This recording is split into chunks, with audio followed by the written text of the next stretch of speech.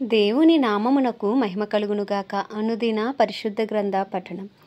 June 25. ప్రార్థన. దయగల తండ్రి, కృపగల దేవ, పరిశుద్ధుడా, నీకు వందనాలు, స్తోత్రాలు. గడిచిన దినములో నీ కృపలో జ్ఞాపకం చేసుకుని మరొక నూతన దినము మా జీవితాల్లో ఆయుష్ను ఆరోగ్యంనిచ్చి దయచేసినందుకు మీకు వందనాలు ప్రభువా.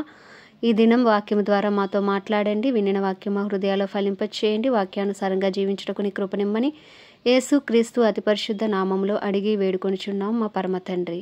ఆమెన్. యోబు గ్రంథము 41, 42 అధ్యాయములు. 41వ అధ్యాయము.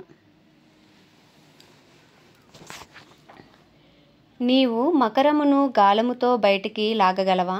దాని నాలుకకు త్రాడు వేసి లాగగలవా? నీవు దాని ముక్కు గుండా సూత్రము వేయగలవా?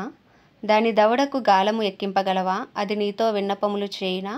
మృదువైన మాటలు నీతో పలుకునా? నీవు శాశ్వతముగా దానిని దాసునిగా చేసుకొనున్నట్లు అది నీతో నిబంధన చేయునా? నీవు ఒక పిట్టతో ఆటలాడునట్లు దానితో ఆటలాడేదవా? నీ కన్యకలు ఆడుకొనుటకే దాన్ని కట్టివేసెదవా? బెస్తావారు దానితో వ్యాపారము చేయుదురా? వారు దానిని తునకలు చేసి వర్తకులతో వ్యాపారము చేయుదురా? దాని ఒంటి నిండా ఇనుప శూలములు గుచ్చగలవా? దాని తల నిండా చేప అలుగులు గుచ్చగలవా? దాని మీద నీ చెయ్యి వేసి చూడుము. దానితో కలుగు పోరు నీవు జ్ఞాపకము చేసుకొని ఎడల నీవు మరలా అలాగున చేయకుందువు. దాన్ని చూచినప్పుడు మనుషులు దానిని వశపరుచుకుందుమన్న ఆశ విడిచెదరు. దాని పొడ చూచిన మాత్రము చేతనే ఎవరికైనాను గుండెలు అవసిపోవును కదా. దాని రేపుటికైనను తెగింపగల శూరుడు లేడు. అట్లుండగా నా ఎదుట నిలవగలవాడెవడు? నేను తిరిగి ఇవ్వవలసి ఉండినట్లు నాకెవడైనను ఏమైనాను ఇచ్చినా ఆకాశ వైశాల్యం అంతటి క్రింద ఉన్నదంతయు నాదే కదా. దాని అవయవములను గూర్చి అయినను, దాని మహాబలమును గూర్చి అయినను, దాని చక్కని తీరును గూర్చి అయినను పలుకక మౌనముగా ఉండుము. ఎవడైనా దానిపై కవచమును లాగివేయగలడా? దాని 2 దవడల నడిమికి ఎవడైనా రాగలడా? దాని ముఖద్వారములను తెరవగలవాడెవడు? దాని పళ్ళ చుట్టూ భయకంపములు కలవు. దాని గట్టి పొలుసులు దానికి అతిశయాస్పదము. ఎవరునూ తీయలేని ముద్ర చేత అవి సంతన చేయబడి ఉన్నవి. అవి ఒకదానితో ఒకటి హత్తుకొని ఉన్నవి. వాటి మధ్యకు గాలి ఏమాత్రమును జొరనేరదు. ఒకదానితో ఒకటి అతకబడి ఉన్నవి. భేదింప సఖ్యము కాకుండా అవి ఒకదానితో ఒకటి కలుసుకొని ఉన్నవి. అది తుమ్మగా వెలుగు ప్రకాశించును. దాని కన్నులు ఉదయకాలపు కనురెప్పల వలె ఉన్నవి. దాని నోట నుండి జ్వాలలు బయలుదేరును. అగ్ని కణములు దాని నుండి లేచును. ఉడుకుచున్న కాగులో నుండి, జమ్ము మంట మీద కాగుచున్న బాణలో నుండి పొగ లేచినట్లు దాని నాసికారంధ్రములలో నుండి లేచును. దాని ఊపిరి నిప్పులను రాజబెట్టును. దాని నోట నుండి జ్వాలలు బయలుదేరును. దాని మెడ బలమునకు స్థానము.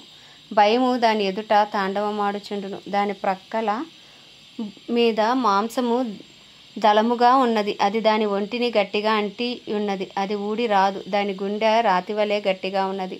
అది తిరుగటి కింద దిమ్మంతా కఠినము. అది లేచినప్పుడు బలిష్ఠులు భయపడుదురు. అధిక భయము చేత వారు మైమరుతురు. దాని చంపుటకే ఒకడు ఖడ్గము దూయుట వ్యర్థమే. ఈటలైనను బాణములైనను పంట్రకోలలైనను అక్కరకు రావు.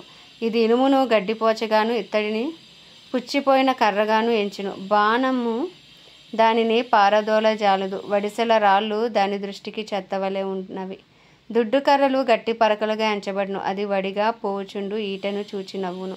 దాని క్రింది భాగములు కరుకైన చిల్ల పెంకుల వలె ఉన్నవి. అది బురద మీద నురిపిడి కొయ్య వంటి తన దేహమును పరుచుకొను. కాగు మసలునట్లు మహాసముద్రమును అది పొంగచేయును. సముద్రమును తైలము వలె చేయును. అది తాను నడిచిన త్రోవను తన వెనుక ప్రకాశింపచేయును. చూచిన వారికి సముద్రము నెరిసిన వెంట్రుకలుగా తోచును. అది భయము లేనిదిగా సృజింపబడినది. భూమి మీద దాని వంటిదేదియూ లేదు. అది గొప్ప వాటన్నిటినీ తిరస్కరించును. గర్వించిన జంతువులన్నిటికీ అది రాజు. 42వ అధ్యాయము. అప్పుడు యోబు యెహోవాతో ఇలాగు ప్రత్యుత్తరం ఇచ్చెను. నీవు సమస్త క్రియలను చేయగలవనియు నీవు ఉద్దేశించినది ఏది నిష్ఫలము కానేరదనియు నేను ఇప్పుడు తెలుసుకుంటుని. జ్ఞానము లేని మాటల చేత ఆలోచనను నిరర్ధకము చేయు వీడెవడు? అలాగున వివేచన లేని వాడనైనా నేను ఏమీయూ ఎరుగక నా బుద్ధికి మించిన సంగతులను గూర్చి మాట్లాడితిని. నేను మాట్లాడగోరుచున్నాను, దయచేసి నా మాట ఆలకింపు. ఒక సంగతి నిన్ను అడిగెదను, దానిని నాకు తెలియజెప్పుము. వినికిడి చేత నిన్ను గూర్చిన వార్త నేను వింటిని. అయితే ఇప్పుడు నేను కన్నులారా నిన్ను చూచుచున్నాను. కావున నన్ను నేను అసహ్యించుకొని ధూళిలోనూ బూడిదలోనూ పడి పశ్చాత్తాపపడుచున్నాను. యెహోవా యోబుతో ఈ మాటలు పలికిన తరువాత ఆయన తేమానీయుడైన ఎలీఫజుతో ఇలాగూ సెలవిచ్చును. నా సేవకుడైన యోబు పలికినట్లు మీరు నన్ను గూర్చి యుక్తమైనది పలుకలేదు. గనుక నా కోపము నీ మీదను నీ ఇద్దరు స్నేహితుల మీదను మండుచున్నది. కాబట్టి 7 ఎడ్లను 7 పొట్టేళ్లను మీరు తీసుకుని నా సేవకుడైన యోబునొద్దకు పోయి మీ నిమిత్తము దహనబలి అర్పింపవలెను. అప్పుడు నా సేవకుడైన యోబు మీ నిమిత్తము ప్రార్థన చేయును. మీ అవివేకమును బట్టి మిమ్మల్ని శిక్షింపక ఉండినట్లు నేను అతనిని మాత్రము అంగీకరించదను. ఏలయనగా నా సేవకుడైన యోబు పలికినట్లు మీరు నన్ను గూర్చి యుక్తమైనది పలుకలేదు. తేమానీయుడైన ఎలీఫజును, షూహీయుడైన బిల్దదును, నయమాతీయుడైన జోఫరును పోయి యెహోవా తమకు ఆజ్ఞాపించినట్లు చేయగా యెహోవా వారి పక్షమున యోబును అంగీకరించెను. మరియు యోబు తన స్నేహితుల నిమిత్తము ప్రార్థన చేసినప్పుడు యెహోవా అతని క్షేమస్థితిని మరలా అతనికి దయచేసెను. మరియు యోబునకు పూర్వము కలిగిన దానికంటే 2 అంతలు అధికంగా యెహోవా అతనికి దయచేసెను. అప్పుడు అతని సహోదరులందరూ, అతని అక్క చెల్లెళ్ళందరూ, అంతకుముందు అతనికి పరిచయులైన వారును వచ్చి అతనితో కూడా అతని ఇంట అన్నపానములు పుచ్చుకొని యెహోవా అతని మీదకి రప్పించిన సమస్త బాధను గూర్చి ఎంత లేసు దుఃఖమును పొందితివని అతని కొరకు దుఃఖించుచు అతని ఓదార్చిరి. ఇదేగాక ఒక్కొక్కడు ఒక వరహాను ఒక్కొక్కడు బంగారు ఉంగరమును అతనికి తెచ్చి ఇచ్చెను. యెహోవా యోబును మొదట ఆశీర్వదించిన దాని కంటే మరి అధికంగా ఆశీర్వదించెను. అతనికి 14,000 గొర్రెలను, 6,000 ఒంటెలను, 1,000 జతల ఎడ్లు, 1,000 ఆడుగాడిదలను కలిగెను. మరియు అతనికి 7 కుమారులను 3 కుమార్తెలను కలిగిరి. అతడు పెద్దదానికి ఎమీమా అనియు, రెండవ దానికి కెజియా అనియు, మూడవ దానికి కెరెంహపూకు అనియు పేర్లు పెట్టెను. ఆ దేశమందంతటను యోబు కుమార్తెలంత సౌందర్యవతులు కనబడలేదు. వారి తండ్రి వారి సహోదరులతో పాటు వారికి స్వాస్థ్యములు ఇచ్చెను. అటు తర్వాత యోబు 140 సంవత్సరములు బతికి తన కుమారులను కుమారుల కుమారులను 4 తరముల వరకు చూచెను. పిమ్మట యోబు కాలము నిండిన వాడే వృద్ధుడే మృతి పొందెను. ఆమేన్. దేవుడి పరిశుద్ధ వాక్యము మన వినికిడిలో దీవించును గాక. ఆమేన్. ప్రార్థన. దయగల తండ్రి, కృపగల దేవ, పరిశుద్ధుడానికి వందనాలు, స్తోత్రాలు.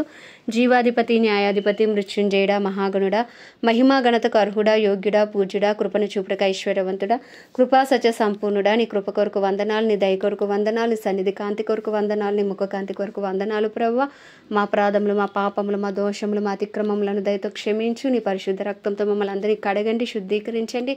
మా పాపములు, మా కుటుంబస్తుల పాపములు సైతం దయతో క్షమించండి నాయన. అయ్యా, వారికి గొప్ప రక్షణ దయచేయండి. వారి మనోనేత్రాలు వెలిగించండి, హృదయాలు తెరవండి. అయ్యా, మా ఇరుగు పొరుగు, మా పట్టణము, మా బంధువులు, స్నేహితులు అందరి కొరకు కూడా ప్రార్థిస్తున్నాం. అందరికీ నీ కృప కలుగునుగాక, రక్షణార్థమైన నీ కృప వారిపైన విస్తరించునుగాక అని ప్రార్థిస్తున్నాం. ప్రభు, నీకే వందనాలు. మా ఇరు తెలుగు రాష్ట్రాలను, మా భారతదేశాన్ని కూడా నీ హస్తాలకు అప్పచెప్పుకుంటున్నాం. 144 కోట్ల భారతదేశ ప్రజలకు గొప్ప రక్షణ దయచేయండి, మనోనేత్రాలు వెలిగించండి, హృదయాలు తెరవండి, సత్యంలోనికి నడిపించండి. ప్రభు, నీ కృప, నీ వెలుగు, నీ ప్రసన్నత వారి మీద అయ్యా తండ్రి ప్రకాశించ చేయమని ప్రార్థిస్తున్నాం. తండ్రి, నీకు వందనాలు. ప్రపంచ దేశాలన్నింటినీ జ్ఞాపకం చేసుకోండి, ప్రత్యేకించి ఇజ్రాయెల్ దేశాన్ని జ్ఞాపకం చేసుకోండి. ఇజ్రాయెల్ ప్రజలకు క్షేమం అనుగ్రహించండి, ఇజ్రాయెల్ సరిహద్దులో సమాధానం ఉంచండి, ఇజ్రాయెల్ పక్షంగా నీ చిత్తము జరిగించమని ప్రార్థిస్తున్నాం. ప్రభు నాయన, ప్రపంచ దేశాలన్నింటినీ, వాటిని పరిపాలిస్తున్న రాజులు, వారి కింద పనిచేసిన అధికారులకు అందరినీ నీ హస్తాలకు అప్పచెప్పుకుంటున్నాం. నీతి న్యాయములతో బుద్ధి జ్ఞాన వివేకములు కలిగి అయ్యా పరిపాలన చేయుటకు నీ కృపను వారికి దయచేయండి. ప్రతి ఒక్కరికి నీ వెలుగును ప్రకాశింపచేయమని ప్రార్థిస్తున్నాం. ప్రభా, అయ్యా నీకే వందనాలు, స్తోత్రాలు. దైవజనులందరి కొరకు ప్రార్థిస్తున్నాం. వారందరికీ నీ కాపుదల భద్రత ఉంచండి. ప్రభా, భయంకరమైన అయ్యా సువార్తకు వ్యతిరేకంగా ఉన్న ప్రాంతాల్లో సువార్త పరిచయలో ముందు కొనసాగుతున్న ప్రతి సువార్తికుని బలపరచండి, ధైర్యపరచండి. వారి కుటుంబాలకు నీ కాపుదల భద్రత ఉంచండి. వారి రాకపోకల నీ కాపుదల భద్రత, నిలవబడే ప్రతి చోట ధైర్యంతో వాక్యమును బోధించు అనుకూల సమయంలో అందరికీ మీరు దయచేయమని వేడుకుంటున్నాం. ప్రభా, అలాగే క్రైస్తవులందరినీ రూపాంతరపరచండి, ఇంకనూ నీ రూపులోకి మార్చండి. డినామినేషన్స్ భేదం తొలగించండి. అందరూ ఏకతాటిపైకి వచ్చే కృపను మీరు దయచేయమని వేడుకొంచున్నాం. ప్రభా, నీకే వందనాలు, స్తోత్రాలు, స్తుతులు చెల్లించుకుంటూ ఈ దినం ప్రత్యేకించి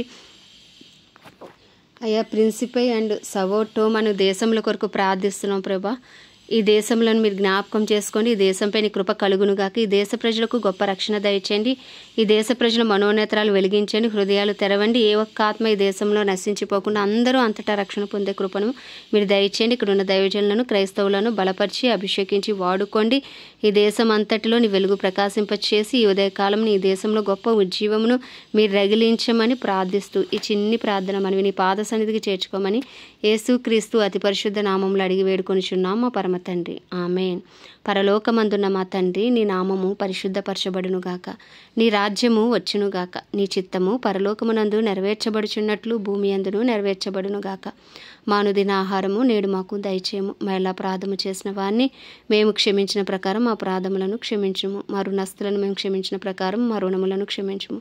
మమ్మల్ని శోధనలోకి తేక దుష్టుడు బారి నుండి తప్పించుము. ఎందుకంటే రాజ్యము, శక్తి, బలము, మహిమయు నీవే ఉన్నది. ఆమేన్. ప్రభు యేసు రక్తమే జయం, ప్రభు యేసు వాక్యమే విజయం, ప్రభు యేసు నామములో సంపూర్ణ విజయము కలుగును గాక. ఆమేన్, ఆమేన్, ఆమేన్.